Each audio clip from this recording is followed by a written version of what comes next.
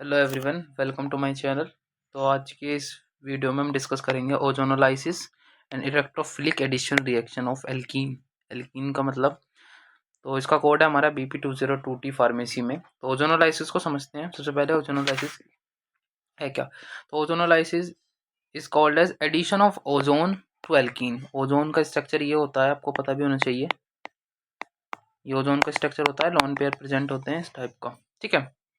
तो अब हम देखते हैं ओजोनोलाइसिस। बेसिकली ओजोनोलाइसिस है क्या। देखिए, ओजोनोलाइसिस का सीधा सा मतलब ये है कि एल्कीन से, किससे, एल्कीन से फॉर्मेशन होगा एल्डिहाइड ग्रुप का और फॉर्मेल्डिहाइड का, ठीक है, in the presence of ozone, carbon tetrachloride या H2O और जिंक, ठीक है, इनकी प्रेजेंस में होगा। अब इसका मैकेनिज्म देख लेते हैं। बेसिकली मैकेनिज्म क्या है। मैकेनिज्म में होगा, हम कोई भी एल्कीन लेंगे, जैसा कि आपको पता है, ऊपर भी मैंने बताया था। एल्कीन की रिएक्शन O3 के साथ लगाएंगे। O3 के लगाने के बाद इधर वाला जो बॉन्ड है,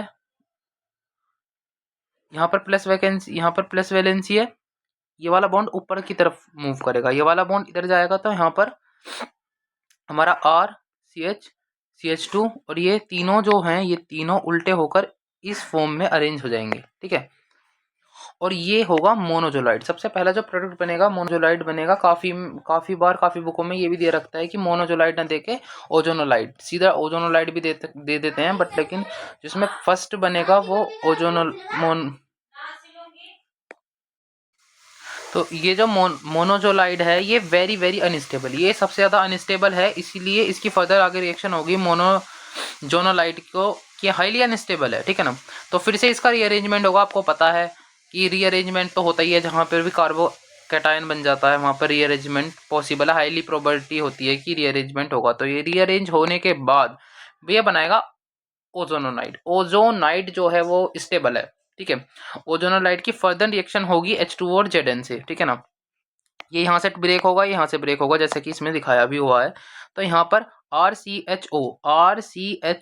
अब ये आप पूछोगे कि डबल कहाँ से आ गया, COO कहाँ से आ गया। तो भैया ये पॉजिटिव माइनस, ये प्लस माइनस कैंसिल होकर यहाँ पर एक और ऑक्सीजन का फॉर्मेशन कर लेंगे। यहाँ पर RCOH एक एल्डिहाइड ग्रुप बनेगा, ये एल्डिहाइड है आपका, और ये कीटोन, सॉरी, फॉर्मेल्डिहाइड है, ठीक है। एल्डिहाइड और फॉर्मेल्डिहाइड बनेगा। अब जो फर्दर रिएक्शन बचेगी, इसमें बच जाएगा H2O2 की जिंक के साथ रिडक्शन कराएंगे, तो जिंक रिड्यूस कर देगा H2O2 को। जिंक रिड्यूस बाय H2O2, तो आपका जिंक ऑक्साइड बन जाएगा और साथ में H2O बाहर निकल जाएगा। ये माइल्ड H2O2 जो है, ये माइल्ड ऑक्सीडाइजिंग एजेंट है, ठीक है ना।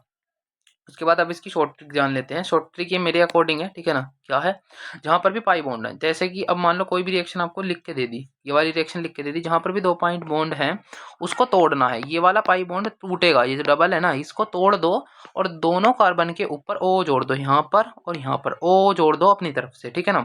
तो कोई भी एल्कीन है, जब भी आप ये रिएक्शन एल्कीन के साथ लगाएंगे तो ओजोन और H2O Zn की प्रेजेंस में लगेगी। तो सीधी सी बात है, RCHO, तो यहाँ पर एल्डिहाइड बच जाएगा। CH2O मतलब COH2 बोल दो या फिर HCHO बोल दो, तो यहाँ पर फॉर्मेल्डिहाइड बच जाएगा। इसको इस फॉर्म में भी लिख सकते हैं, ये आप जानते ही हैं। एग्जाम्पल में ले लेते हैं। एग्जाम्पल में देख लीजिए, काफ़ी, यहाँ से इस बॉन्ड को तोड़ो, ऊपर O लगाओ, एल्डिहाइड और फॉर्मेल्डिहाइड बना दो। यहाँ पे इस बॉन्ड को तोड़ो, यहाँ पर O लगाओ, यहाँ पर O लगाओ, और सीधा एसीटोन बन जाएगा और फॉर्मेल्डिहाइड। कीटोन भी बन सकता है। अब देखते हैं कुछ प्रॉपर्टी जो आपको काम आएगी, मतलब लिखने में। तो उसमें है, सबसे पहले है हमारा, ozone has electrophilic character, react rapidly react करता है with alkene in the presence of solvent like carbon tetrachloride CCl4, ठीक है ना, प्रोड्यूस साइक्लिक पेरोक्साइड ओजोनाइड, ठीक है ना, इसको ही बोलते हैं ओजोनाइड को। अब आते हैं इलेक्ट्रोफिलिक एडिशन रिएक्शन पर। इलेक्ट्रोफिलिक एडिशन रिएक्शन बेसिकली है क्या, आप समझ लीजिए। यहाँ पर ये समझने की बात है। सबसे पहले तो एडिशन रिएक्शन जो है वो सैचुरेटेड एडिशन रिएक्शन शो करते ही नहीं है, सैचुरेटेड कार्बन शो करेगा ही नहीं, सिर्फ और सिर्फ ये रिएक्शन शो करेंगे अनसैचुरेटेड कार्बन। सबसे पहले तो बात ये हुई। उसके बाद aromatic compound are not the show addition reaction, वही मैंने लिख दिया है कि एरोमेटिक कंपाउंड भी, जितने भी आपके बेंजीन व रिंग वाले हैं, इस टाइप के जितने भी एरोमेटिक कंपाउंड हैं, वो शो नहीं करते हैं भैया, क्या, एडिशन रिएक्शन वो शो नहीं करेंगे। Because aromatic compound are already stable. जब भाई वो स्टेबल है, एरोमेटिक कंपाउंड बेंजीन है, फिनोल है, हेक्सोन है, या फिर कार्बोक्सिलिक एसिड है, वो खुद से जब स्टेबल है, तो वो क्यों ही रीअरेंज करेंगे या फिर क्यों एडिशन रिएक्शन में पार्टिसिपेट करेंगे। वो नहीं करते हैं। क्यों? क्योंकि वो हाईली स्टेबल हैं भाई, इसलिए इनमें बॉन्ड भी नहीं टूटता है। उनमें बॉन्ड टूटेगा ही नहीं तो फिर वो कहाँ से रीअरेंज हो पाएंगे। सो एलिफैटिक, जितने भी आपके एलिफैटिक हैं वो सभी रिएक्शन देंगे, एरोमेटिक नहीं देते हैं, ठीक है ना। अब एडिशन रिएक्शन भी फर्दर 3 टाइप की होती है, एक तो इलेक्ट्रोफिलिक, न्यूक्लियोफिलिक और फ्री रेडिकल रिएक्शन, ठीक है। Electrophilic addition reaction, nucleophilic addition reaction, free radical reaction. तो इलेक्ट्रोफिलिक पर आ जाते हैं। इलेक्ट्रोफिलिक में क्या होता है, इलेक्ट्रोफिलिक का सीरियस ऑफ फंडा है कि एल्कीन है, अगर फर्स्ट स्टेप में देखो, फर्स्ट स्टेप में अगर इलेक्ट्रोफाइल ऐड हो तो इलेक्ट्रोफिलिक रिएक्शन होगी। यहाँ पर देखो ये इलेक्ट्रोफाइल ऐड हो रहा है, और अगर न्यूक्लियोफाइल हो, इलेक्ट्रोफाइल सीधी सी बात है प्लस वाला, यहाँ पर दिखा रखा है ना ये प्लस वाला, न्यूक्लियोफाइल है माइनस वाला, न्यूक्लियोफाइल ऐड हो रहा है तो होगी न्यूक्लियोफिलिक, अगर फर्स्ट स्टेप में इलेक्ट्रोफाइल ऐड हो रहा है तो होगी इलेक्ट्रोफिलिक। ये सिंपल फंडा है। Electrophilic addition reaction, electrophilic addition reaction भी 2 टाइप की होती है, एक तो होती है एडिंग ऑफ हेलोजन, मतलब HCl HBr, उसको बोलते हैं हाइड्रो हेलोजिनेशन। एक होती है एडिशन ऑफ हेलोजन, मतलब Cl2, ये होती है हाइड्रोजन, ये होती है हेलोजन, इसको बोलते हैं हेलोजिनेशन।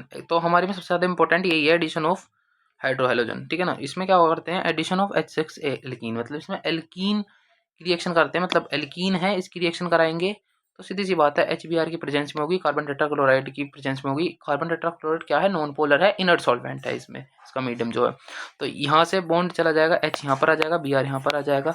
इसको ऐसे भी लिख सकते हैं, इसके मैकेनिज्म, अब मैकेनिज्म पा जाते हैं। मैकेनिज्म में क्या होगा, फर्स्ट स्टेप में H हाइड्रोकैटायन जो है, मतलब हाइड्रोनियम आयन जो भी है, मतलब वो ऐड होगा फर्स्ट स्टेप में, जैसे कि यहाँ पर है, ये फर्स्ट स्टेप में यहाँ पर पहुँच जाएगा, यहाँ पर ऐड हो गया तो कार्बोकैटायन फॉर्म हो जाएगा, जिसको भी बोलते हैं RDS, मतलब रेट डिटरमाइन स्टेप। फिर ये रीअरेंज करेगा, सीधी सी बात है भाई, जब कार्बोकैटायन है तो रीअरेंज तो करना ही पड़ेगा, क्योंकि हाईली अनस्टेबल है, स्टेबल होने के लिए फिर ये रीअरेंज करेगा। तो ये जो कार्बोकैटायन है फिर इसको रीअरेंज करेंगे, यहाँ पर रीअरेंज कर दिया है, ब्रोमीन आ गया। एग्जांपल में लेते हैं इथाइलिन ब्रोमाइड, और डाइलेन यहाँ पर ग्लाइकोल। बाबा से फोन करके